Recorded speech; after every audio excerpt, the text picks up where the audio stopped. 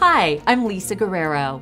As the Chief Investigative Correspondent for America's #1 syndicated news magazine show, Inside Edition, I have the honor to uncover the good and the bad and make a difference in people's lives. Today, though, is all about the good and impacting a lot of lives for the better. I know from where I speak because my family on both my mother's and my father's sides has a long history with the Salvation Army. How long? For more than 120 years, with roots in both the Old World, England, and the New World, Chile.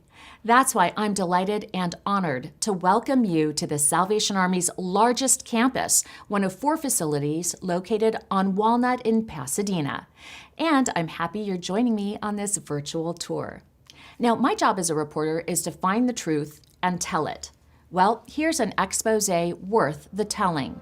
The Salvation Army has been providing important social services, including food and shelter, and programs designed especially for addiction recovery for low-income families, seniors, and veterans in Greater Pasadena for more than 130 years.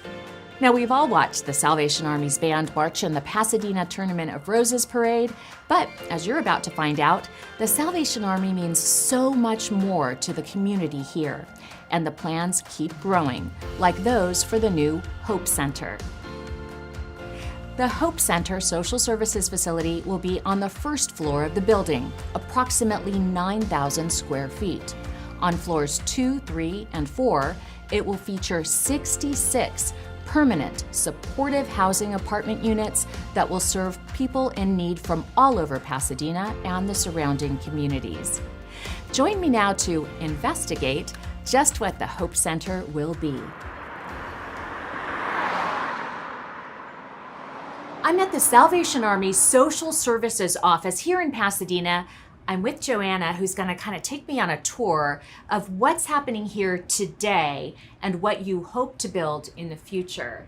But we're standing in what looks like a food pantry. So describe what you're doing every day here. Yes, so we have a food pantry that operates Monday through Friday, 9 to 11:30. We have individuals that come in because this is the only source of food that they may have for the day. So we have sack lunches for individuals experiencing homelessness, but we also have other items that people may just need to tide them over. On a monthly basis, we have about 1,200 people coming in through our doors that really just depend on this being the place for food. However, the space is very tight. It's really not adequate for them to come in and shop around. And so we, in the future, would like to have a space that they can wait in outside from the elements and then come in and actually shop for their own food. You know, we go to the market and we are not asked by someone and told what to get. And so we want them to have that same experience and for there to just be that sense of dignity and respect and no shame whatsoever in being at a food pantry.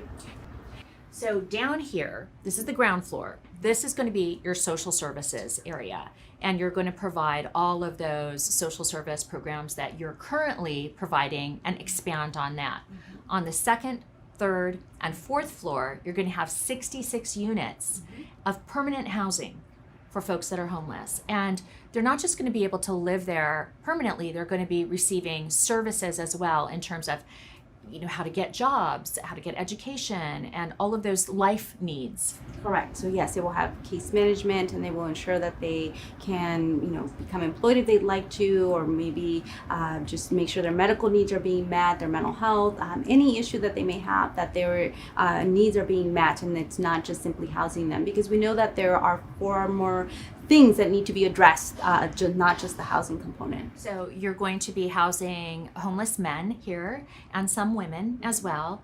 And how many of those units are going to be available for veterans? 16 units will be for veterans. Joanna, does the Salvation Army here in Pasadena serve anybody that comes in that has a need? For example, is there any restrictions on culture or religion or a sexual preference or anything at all? Can anybody walk in the door, say you're undocumented? Can you come in here and receive food today? Oh, absolutely. No questions asked. That is why we make this such a low barrier program, especially the one for our daily services. And even when they come in as a family, we take minimal information, and it's really just for data purposes, but there is no question at all of any sort that would prohibit us from servicing anyone. We welcome anyone, and if your need is food, we are here to help you. Thank you for coming along with me on this tour. I hope you learned a great deal more about the Salvation Army's new Pasadena Hope Center and its critical importance for Pasadena residents and the entire community. But I need to ask you one more important thing. If you were moved by what you saw, we invite you to support us. The Salvation Army in Pasadena needs to raise $2.8 million from our neighbors in order to make it possible for us to receive the nearly $35 million we've been promised from the local, county, and state government entities and tax credits. Just think about that. That's an 8-to-1 ratio. So for every dollar you give, the city, county, and state will provide $8 more. And you can't get a return on investment that good anywhere. So I invite you to consider making a contribution. Give us a call at the number on the screen, and the Salvation Army Volunteer Campaign Leadership and staff will provide you with more information about how you can give.